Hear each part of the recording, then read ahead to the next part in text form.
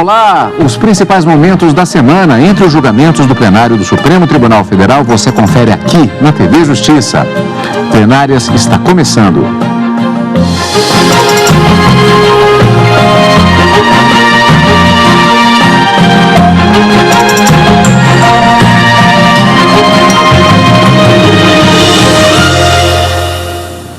Em destaque hoje as sessões dos dias 6 e 7 de novembro de 2013. Karina, uma semana em que tivemos uma predominância, genericamente falando, contando, portanto, principalmente com a quinta-feira, de temas de direito penal. Mas na quarta-feira, seguindo uma tendência que tem sido adotada nos últimos tempos, uma grande variação de temas em julgamento.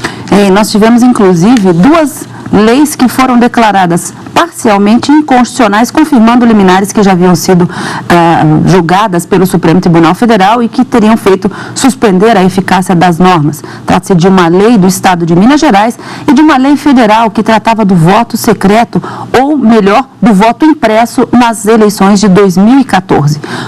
Temas bastante variados, inclusive na quinta-feira, na sessão da quinta-feira dessa semana, os ministros inclusive mudaram o entendimento jurisprudencial da Corte, servindo como paradigma para outros recursos extraordinários que estavam pendentes de julgamento acerca da lei de drogas. Pode somar as melhores partes de uma lei penal e de uma outra lei penal e aplicar a um determinado caso? Os ministros decidiram de forma contrária ao que vinha sendo decidido na Corte desde 2011. Foi a decisão tomada nessa quinta-feira. Karine, nós temos também, por falar em plenárias, destaque para a expectativa que existe para a próxima semana. No nosso programa de hoje falamos também sobre, portanto, um tema diferente, a Corte Interamericana de Direitos Humanos.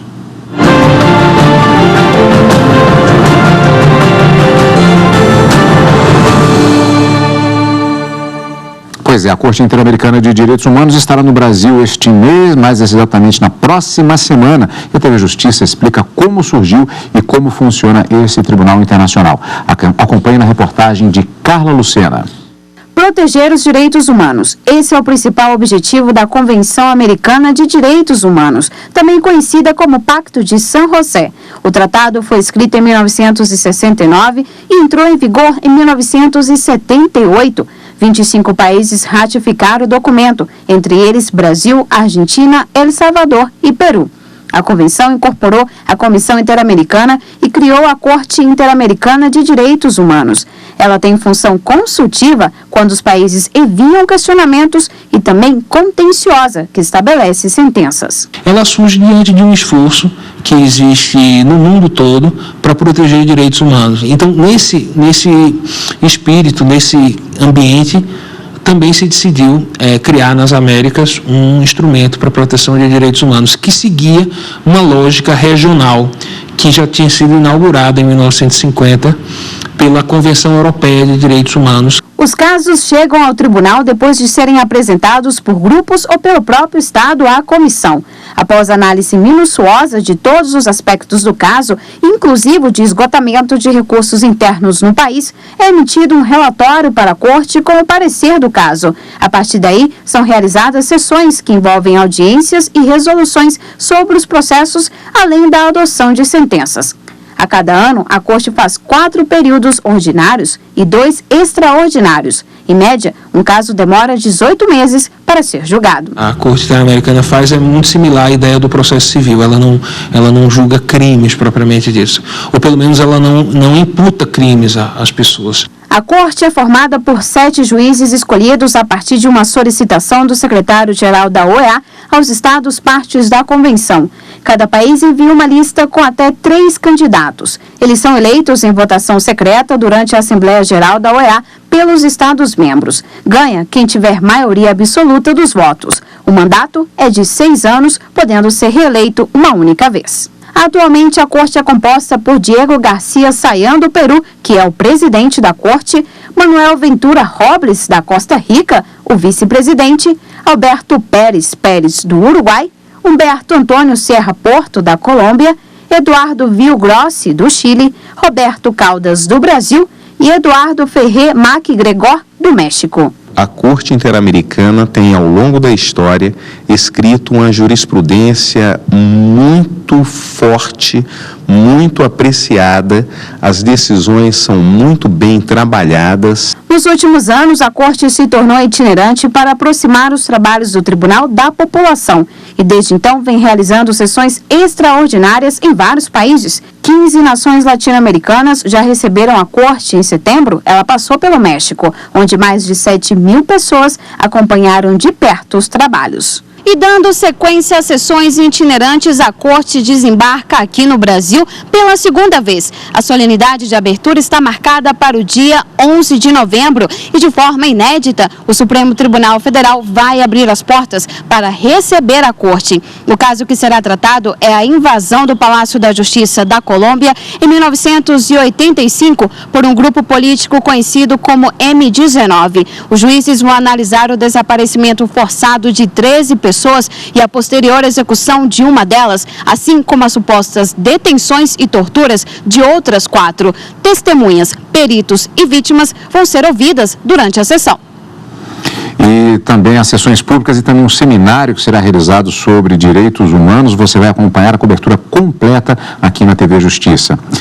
E o Supremo Tribunal Federal decidiu esta semana que artigo da lei que instituiu o voto impresso a partir do próximo ano é inconstitucional. Antes, o plenário negou a revisão de aposentadoria de um ministro do TST, sessão plenária da quarta-feira. O ministro aposentado do TST entrou com um mandado de segurança por entender que preenchia os requisitos da lei quando ainda era juiz do TRT e, por isso, teria direito ao adicional de 20%. Para o ministro Luiz Roberto Barroso, o magistrado teria direito à escolha, podendo se aposentar como juiz do TRT, com adicional, ou como ministro do TST, sem esse percentual. O ministro concedeu em parte o pedido. Qual é o direito adquirido que eu acho que ele tem? É o de somar 20% à sua remuneração como desembargador federal, ou desembargador do trabalho. Evidentemente, ele não tem 20% sobre a sua aposentadoria como ministro. O ministro Luiz Fux entendeu da mesma forma. É só uma questão de interpretar o que a parte pede ao judiciário e o que se negou. E, em último lugar, só porque nós tenhamos uma visão da repercussão financeira, esse desembargador vai ficar petado, ele tem um teto. Isso aí vai ser uma diferença de 5%, na verdade. O relator, ministro Gilmar Mendes, que já votara no início do julgamento, pediu a palavra para reforçar o entendimento diferente daquele do ministro Roberto Barroso. Presidente, só para deixar claro que em nenhum momento houve pedido por parte do impetrante no sentido de se aposentar como desembargador do TRT, até porque eu acho que é uma tarefa que envolve riscos, uma opção que envolve riscos. Tendo em vista que se hoje a distância entre desembargador e ministro é de 5%, amanhã pode ser de 10%, isto pode mudar, seja pela legislação, seja pela até por emenda constitucional. O pedido claramente dirigido ao presidente da República é que ele se aposentasse como ministro e com os benefícios do artigo 184. E é disso que cuida também. Esta é a chamada pretensão eventualmente resistida. E o pedido é nesse sentido também, no mandado de segurança, até porque foi esse o objeto da controvérsia. A mim me parece que o debate até pode ser interessante do ponto de vista doutrinário, mas o debate sobre se ele pode eventualmente desaposentar-se, a palavra agora da moda, né, como ministro do TST e optar pelo direito adquirido como do TRT, é uma matéria que terá que se fazer em outra sede. Imagino que no âmbito da administração pública federal, fazendo um novo pedido, se isso for mais vantajoso. Não me parece que esteja à nossa disposição conceder um ou outro pedido, até porque isso não estava e nunca esteve em jogo. Para o ministro Marco Aurélio, se fossem aceitas as duas alternativas citadas pelo ministro Roberto Barroso, se criaria um terceiro sistema. Não há como conciliar-se esse ato, já sepultado, sem direito à missa de sétimo dia, com a aposentadoria no mesmo cargo de juiz, substituindo o Supremo ato do Executivo Nacional. Resultado final, a Corte negou o mandado de segurança ao ministro aposentado do TST. Penso que, como o impetrante requereu a aposentadoria no cargo isolado de ministro do Tribunal Superior do Trabalho, essa condição não lhe dava direito à aposentadoria com o acréscimo previsto no artigo 184, inciso 2º da Lei 1711. No segundo julgamento, os ministros analisaram uma ação direta de inconstitucionalidade em que a Procuradoria-Geral da República questionava um artigo da Lei do Estado de Minas Gerais, que trata o acesso como uma das formas de preenchimento de cargos públicos.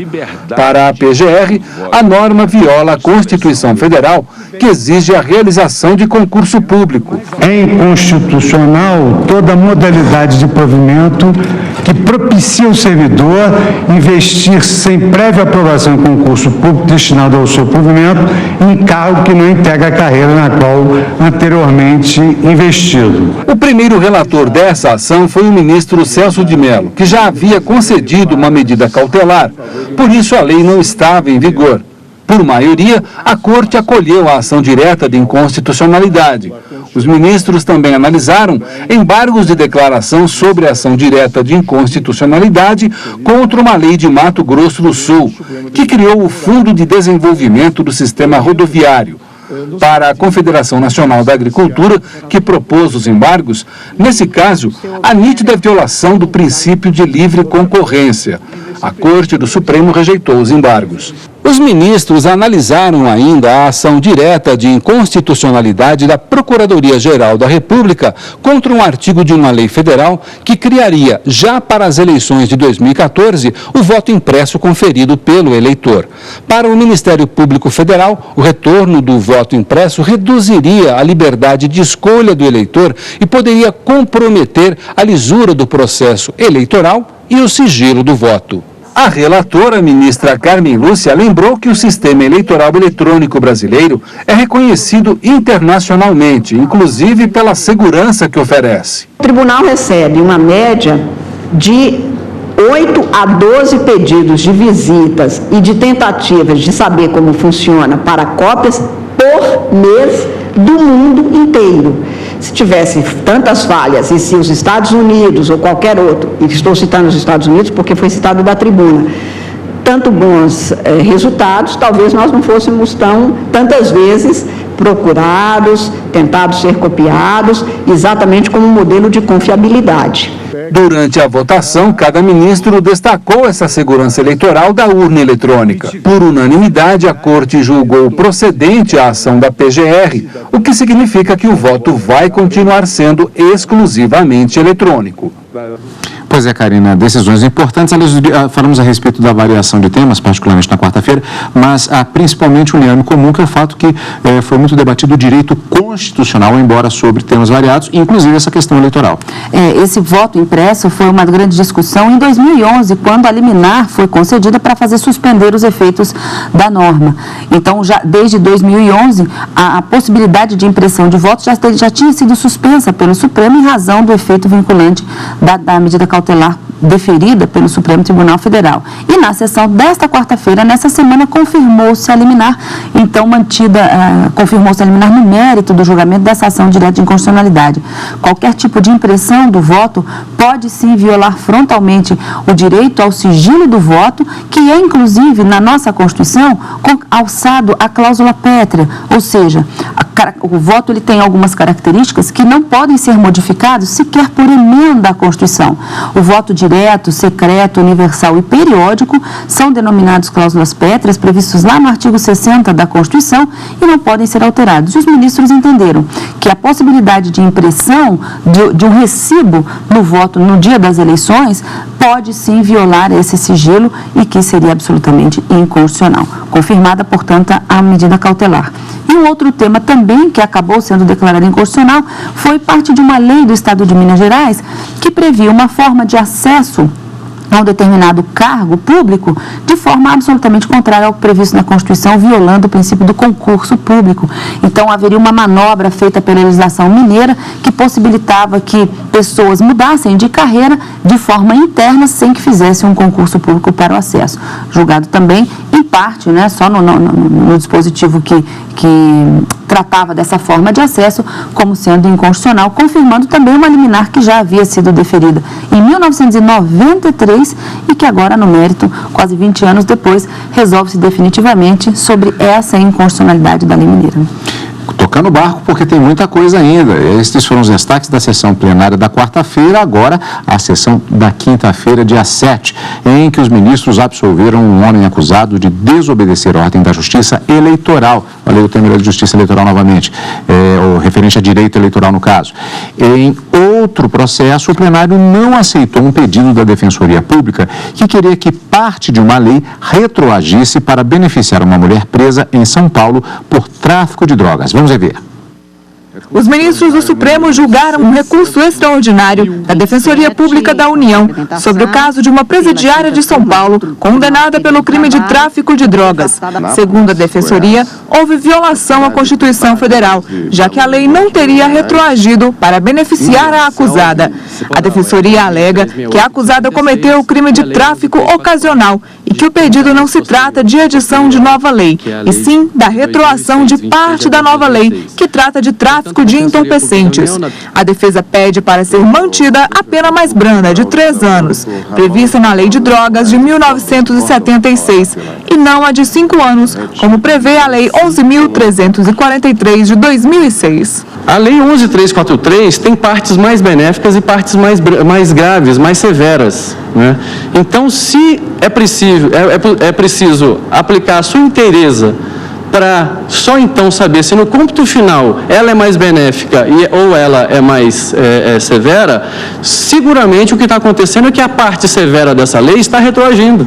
E a Constituição Federal veda expressamente isso no seu inciso 40 do artigo 5º. A Lei 11.343 de 2006 prevê que as penas poderão ser reduzidas de 1/6 a 2/3, desde que o réu seja primário, tenha bons antecedentes e não se dedique a atividades criminosas. Para o relator da ação, ministro Ricardo Lewandowski, a Constituição Federal dispõe que a lei deve retroagir apenas para beneficiar o réu, mas não trata de mesclar as leis. Caso assim procedesse, o juiz estaria definitivamente criando uma nova lei, pois embora o crime seja o mesmo, tráfico ilícito de entorpecentes, essa combinação de dosimetrias resultaria numa sanção diversa da previamente estabelecida pelo legislador. Ter-se-ia, por consequência, uma nova pena para o delito não estabelecida em qualquer das duas leis. Digo que, na espécie, entendo que o juiz da vara de execuções penais deve verificar qual a norma, se a Lei 6.368 ou a Lei 11.343 é mais favorável ao sentenciado, devendo aplicar na integralidade aquela que melhor o beneficie. Por fim, registro que não se sustenta a alegada nulidade arguida pela defesa. Não existe ordem legal para a intimação da defesa do Ministério Público em relação às decisões judiciais. Ademais, não houve demonstração de prejuízo sofrido pela defesa por ter sido intimada antes do parquê do acórdão recorrido. Essa é uma questão marginal que diz respeito a esse caso concreto, que foi arguido na inicial. Então, senhor presidente, em face de todo exposto, mantendo o meu posicionamento anterior, no sentido que não é possível a combinação de leis diversas no tempo, sob pena de o julgador atuar como legislador e, como tal, afrontar o princípio da legalidade da separação dos poderes, eu nego o provimento ao recurso. A ministra Rosa Weber abriu a divergência, alegando que a norma penal deve retroagir em todos os pontos que beneficiam o réu. Ela foi acompanhada pelos ministros Dias Toffoli, Gilmar Mendes e Celso de Mello. A norma penal em tudo o que beneficia o réu, ou seja, em todos os aspectos ou em todos os pontos que enfrenta em benefício do réu, retroage na estrita observância do artigo 5º, inciso 40 da Constituição Federal, com a leitura que faço e pedindo vênia a todos os eminentes pares que têm compreensão diversa. Por isso, renovando as vênias, eu provejo o recurso. Mas, por maioria, o plenário decidiu que a lei anterior mais benéfica só pode retroagir se for aplicada integralmente e não mesclada à legislação posterior. Os ministros também julgaram uma ação penal em que o Ministério Público Eleitoral pedia a condenação do réu por ter descumprido ordem judicial. Ao final da instrução processual, o Procurador-Geral da República pediu a absolvição do acusado, alegando ausência de crime. Por unanimidade, os ministros concederam o pedido, alegando que o acusado não foi intimado da decisão judicial que mandava retirar a pintura do muro e, por isso, não sabia que estava descumprindo ordem da Justiça. Nossa, Karina, muita coisa também na sessão plenária da quinta-feira. E na quinta-feira, o grande destaque foi justamente para essa nova jurisprudência que se criou, uma nova interpretação dada pelo Supremo Tribunal Federal, que já havia sido decidida, na verdade, por força do regimento interno, em razão do empate acontecido em outubro de 2011, sobre essa possibilidade da lei penal mais benéfica retroagir para beneficiar o réu. Qual era a grande discussão aqui? Em outubro, lá atrás, de 2011, houve um empate. Para metade dos ministros que acompanhavam o ministro Ricardo Lewandowski, não se era possível cumular as melhores partes da lei mais recente com a lei anterior para conjugá-las e formar-se, como disse o ministro Ricardo Lewandowski, uma terceira lei. Não seria possível. A nova lei, ela tem caráter mais benéfico e tem uma pena mais severa para o crime de drogas. A lei de 1976, que foi revogada por essa de 2006, tinha uma pena mais branda, mas não tinha a questão da causa da diminuição da pena que existe a lei mais nova. Então, para o ministro Ricardo Lewandowski, somar o melhor da lei de 2006 com o melhor da lei de 76 seria criar uma terceira lei. E isso seria atuar como um legislador positivo e o juiz não poderia aplicar esse entendimento. Naquela ocasião, em outubro de 2011, uma outra metade do plenário, que estava naquele momento composto por apenas 10 ministros, já que a ministra Ellen Grace havia se aposentado recentemente, a outra metade acompanhou o posicionamento do ministro César Peluso, que entendia que não haveria qualquer possibilidade e a lei nova poderia retroagir, sim, para alcançar fatos passados, ainda que o crime tivesse acontecido antes da vigência dessa nova lei. Nós tínhamos um posicionamento empatado, 5-5 para cada uma das teses. E, de acordo com o regimento interno do próprio Supremo, em matéria penal, diante de um empate, prevalece o entendimento mais favorável. E desde 2011, então, possibilitou-se, de acordo com esse entendimento do Supremo, que houvesse a conjugação da lei de 2006 com a lei de 76 para aplicar aos condenados. Nesta semana, quinta-feira, os ministros voltaram a discutir o assunto porque, diante do empate que aconteceu em outubro, não foi possível firmar um paradigma no recurso extraordinário com repercussão geral reconhecida, porque houve um empate. Então, não houve um posicionamento majoritário da Corte. Nessa semana, houve o posicionamento majoritário e acabou havendo o desempate para entender conforme o relator, o ministro Ricardo Lewandowski, havia votado lá em outubro. Então, já muda-se o entendimento. Agora, não pode mais cumular, como havia sido decidido em razão do empate, insisto, em outubro de 2011, as melhores partes de duas leis. Não. Os ministros acabaram dando provimento parcial a esse recurso para determinar que o juiz de origem analise entre a lei de 76, que foi a lei que foi utilizada para condenar essa pessoa, se ela é a mais benéfica para o caso ou se a lei de 2006, na íntegra, é a mais benéfica para ser aplicada no caso aqui da recorrente. Mas não se pode fatiar, como você gosta de dizer, Carlos, não pode fatiar e pegar o melhor da lei de drogas de 2006 e o melhor da lei de drogas de 76, já revogada, para aplicar ao caso concreto. Essa é a nova jurisprudência do Supremo Tribunal Federal, o novo paradigma que deve ser utilizado para a análise dos recursos extraordinários com repercussão geral reconhecida. Decisões importantes, portanto, no plenário do Supremo Tribunal Federal. Você acompanha aqui no Plenárias todas as semanas. Lembrando que nós temos uma semana especial, portanto, na próxima semana, com a cobertura completa das sessões públicas da Corte Interamericana de Direitos Humanos. E, normalmente, claro, nós temos os nossos encontros de quartas e quintas-feiras, Karina. Às quartas e quintas, com o direto do plenário ao vivo e no final de semana, com Plenárias. Obrigado pela companhia, como sempre. E continue conosco na TV Justiça. Quem gosta de direito, assiste.